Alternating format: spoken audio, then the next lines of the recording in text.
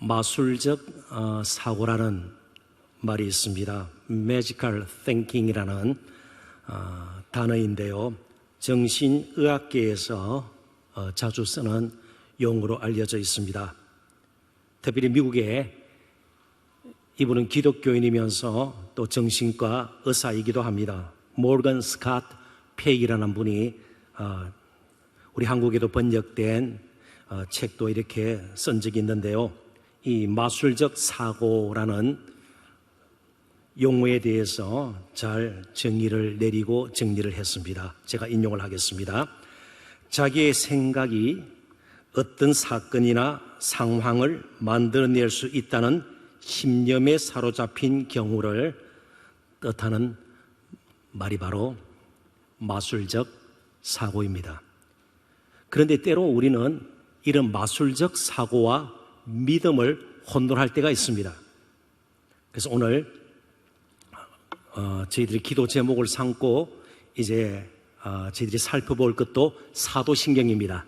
사도신경을 몇 주에 걸쳐서 기도 제목 삼고 살펴보게 될 것이고, 오늘 본문을 통해서도 믿음에 대해서 다시 한번 생각해 보기를 원합니다. 진정한 이 믿음과 마술적 사고의 차이를 우리는 분별할 수 있어야 합니다.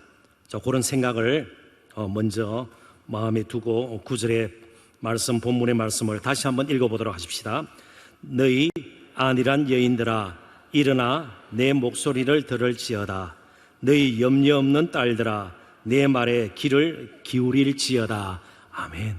하나님 말씀인데 도대체 한두 번 읽어가지고는 무엇을 뜻하는 말씀인지 얼른 와닿지가 않습니다. 도대체 안일한 여인들, 염려 없는 딸들, 이게 무슨 말일까? 1차적으로는 문맥을 따져보면 예루살렘 여인들입니다. 그리고 더 나아가서는 영적으로 무감각하고 무지한 이스라엘 백성들입니다.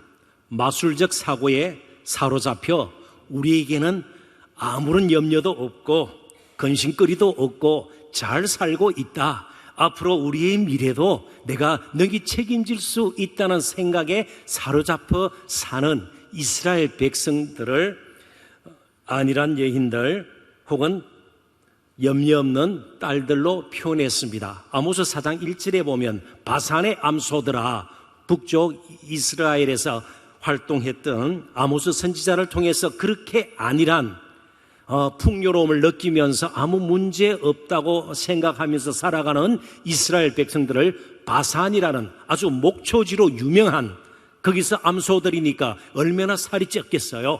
그러니까 우리는 모든 것을 가졌다, 풍부하다, 안전하다, 그렇지 않다는 것을 아모스 선지자를 통해서 바산의 암소들아 경계했던 것처럼 오늘 안일한 여인들아, 염려 없는 딸들아, 자신의 안위와 안정과 편안과 풍요가 우리의 앞을 무조건 행복하게 만들 것이다. 그래서 하나님이 더 이상 필요 없는 자기 신념에 사로잡혀 있는 이스라엘 백성들을 향해서 이사야 선지자를 통해서 하나님께서 말씀을 주시는 것입니다.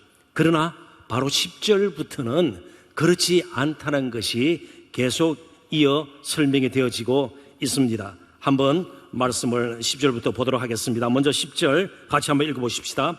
너희 염려 없는 여자들아, 1년 남짓 지나면 너희가 당황하리니 포도 수확이 없으며 열매 거두는 일이 이르지 않을 것임이라. 그렇게 안전하고 계속해서 풍요를 누리면서 염려 없이 산다는 것을 1년 안에 경험할 것이다. 이제 추수 때가 되면 그것을 보게 될 것이다. 그렇게 말씀하시는 것이죠. 11절 또 읽어봅니다.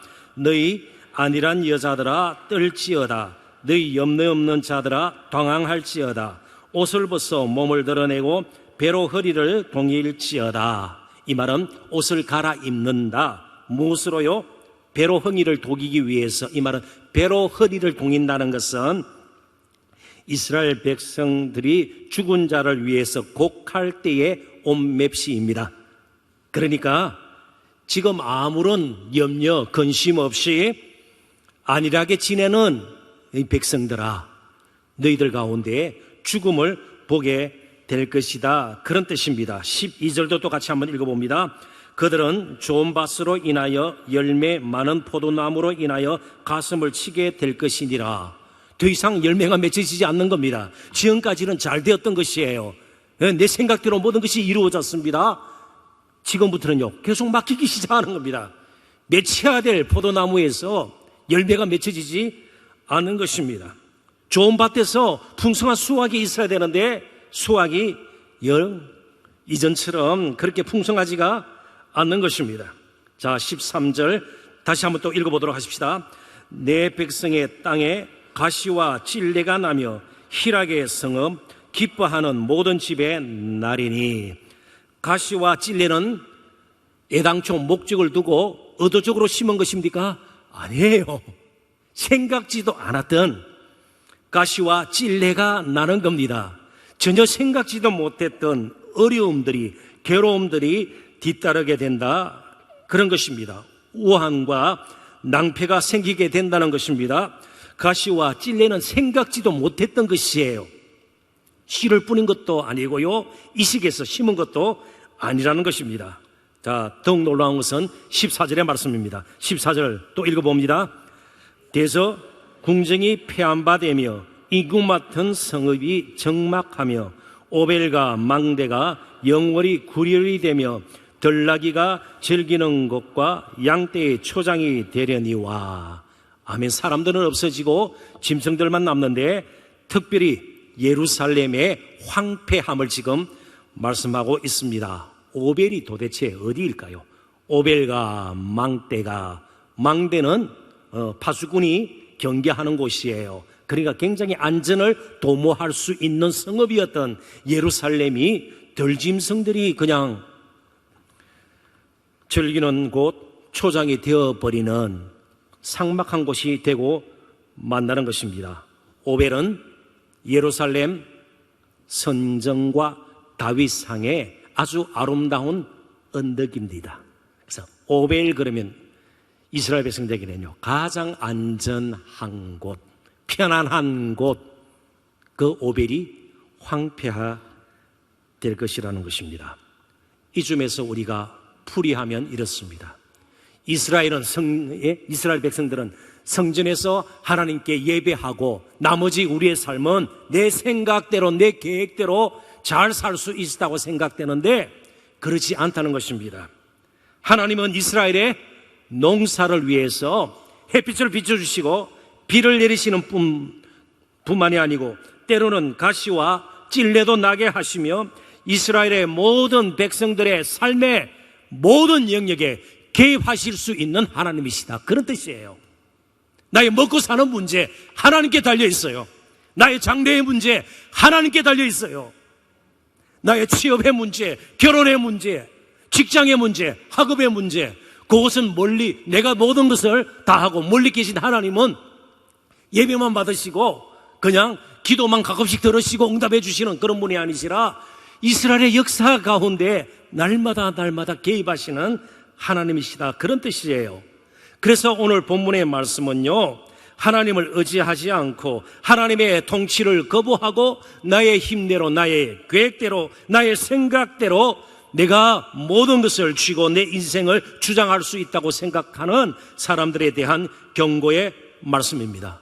결국 이스라엘 백성들이 다시 한번 회복이 되고 황폐가 아름다운 그런 삶으로 변할 수 있으려면 15절이 주는 말씀을 다시 한번 우리는 깊이 새겨하고 이스라엘 백성들도 마찬가지였습니다.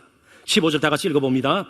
마침내 위에서부터 영을 우리에게 부어주시리니 광야가 아름다운 밭이 되며 아름다운 밭을 숲으로 여기게 되리라.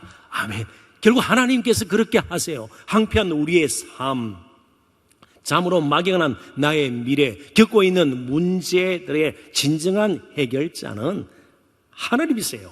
위로부터 영을 내리셔서 바로 그 영의 도움을 입고 그 영이 우리를 이끄시는 대로 우리가 살아가게 되면 정말 황폐한 땅이, 광야 같은 땅이 아름다운 밭이 되고 그 밭이 숲을 이루는 놀라운 일을 경험하게 된다, 그런 뜻입니다. 오늘 저의 메시지는 간단합니다. 하나님은 우리의 모든 삶의 영역에서 여전히 우리의 왕이세요. 이스라엘 왕이 감히 할 수 없었던 일을 하나님은 여전히 하실 수가 있는 겁니다. 내 마음대로 되지 않는데요, 내 마음대로 되지 않는 것도 때로는 우리에게 은혜인 것을 알아야 됩니다. 내 마음대로 되면서 하나님과 멀어지고 내 마음대로 모든 것이 이루어진다고 했을 때 우리는 하나님과 더 멀어지면서 그리고 스스로 가시와 찔레를 경험하는 그런 비참한 초라한 인생의 구렁텅이에 빠질 수도 있는 겁니다. 지금 우리의 늘 문제 삼는 것들이 무엇입니까? 누가 더 많이 가졌느냐, 덜 가졌느냐, 누가 큰 죄를 짓고 누가 더 조금 어려운가. 하나님 보실 때는 똑같아요. 결국 우리를 차이나게 만드는 것은 누구를 왕으로 삼고 사는가 하는 것입니다. 지금까지의 이스라엘 왕, 이방 나라 왕들과 마찬가지였습니다. 31장까지 쭉 되어졌던 것이 무엇입니까? 사람으로서는 을을 이룰 수가 없다는 거예요. 심지어 왕까지도 불의하고 거짓되고 무능하고 연약해서 정말 이 땅에서 공의를 이뤄낼 수 없다는 겁니다. 한국의 정치판하고 똑같아요. 뭐 진보냐 보수냐, 정말 웃기는 말씀이에요. 진정한 왕 앞에서는 그것이 진정한 문제가 되지 않아요. 한 왕이 오셔야 되는 것이에요. 그래서 이미 32장 1절에 그 왕이 오실 것을 말씀하고 있습니다. 32장 1절 또 한번 읽어볼까요? 보라, 장차 한 왕이 공의로 통치할 것이요 반백들이 정의로 다스릴 것이며, 2절 또 읽어봅니다. 또 그 사람은 광풍을 피하는 곳, 폭우를 가리는 곳 같을 것이며, 마른 땅에 냇물 같을 것이며, 곤비한 땅에 큰 바위 그늘 같으리니, 3절 보는 자의 눈이 감기지 아니할 것이요 듣는 자가 귀를 기울일 것이며, 영적으로 더 이상 무지하지 않아요. 자기 심림에 사로잡혀 살지 않게 돼요. 4절 다 같이 읽습니다. 조급한 자의 마음이 지식을 깨닫고 어른한 자의 혀가 민첩하여 말을 분명히 할 것이라 지혜를 얻게 되는 것입니다. 5절 어리석은 자를 다시 존귀하다 부르지 아니하겠고 우둔한 자를 다시 존귀한 자라 말하지 아니하니니. 누가 누구인지를 분별하게 되는 것이에요. 어리석은 자, 하나님 없다 그러고 자기의 지혜로 사는 자들, 그래서 결국은 불의하게 사는 자를 존귀하지 않다고 그렇게 말하게 되는 겁니다. 이전까지는 쏘았어요. 그렇지 않다는 것입니다. 우둔한 자를 다시 존귀한 자라 말하지 않게 된다는 겁니다. 영적인 분별력을 가지게 된다는 겁니다. 자, 앞에서는 한 왕이 와고요, 또 15절부터는요 위에서부터 영이 내리시고, 이런 것을 내용적 인클루시오라 그래요. 인클루시오. 그러니까 왕이 오고요, 성령이 오네. 예수 그리스도가 하고 성령이 오시는 그 가운데 있는 이스라엘 백성들이요, 이제 할 일이 무엇인가? 인클루시오 안에서 그들은 결단을 해야 되는 거예요. 무슨 말씀인가 하면 왕도 오고 성령도 오는데 끝까지 버티면서 자기 중심이 되어서 자신을 붙들고 자신에게 매몰되어서 살겠는가 하는 것입니다. 이것을 메시지로 바꾸면 지금 깨닫고 지금 회개하고 그 왕으로 돌아가고 그 영의 권능을 입으라, 이런 뜻이에요. 하나님께로 돌아오라는 것입니다. 이제는 왕의 사람으로 살아라는 것입니다. 안일한 여인처럼 염려 없는 땀처럼 바산의 암소처럼 살지 말고 왕의 사람들로 살아라, 그런 뜻입니다.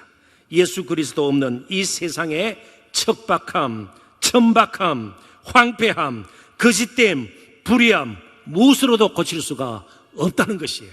오직 예수 그리스도를 앙망하고 붙들고 그의 지혜와 지식을 담아서 영으로 힘입어 정말 이 세상에 소금으로 빛으로 살아나는 저와 여러분이 이 땅의 소망이에요.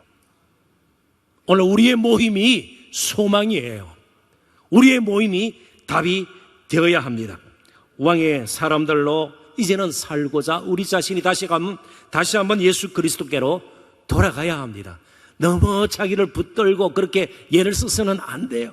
거기서 나올 것은 뻔해요.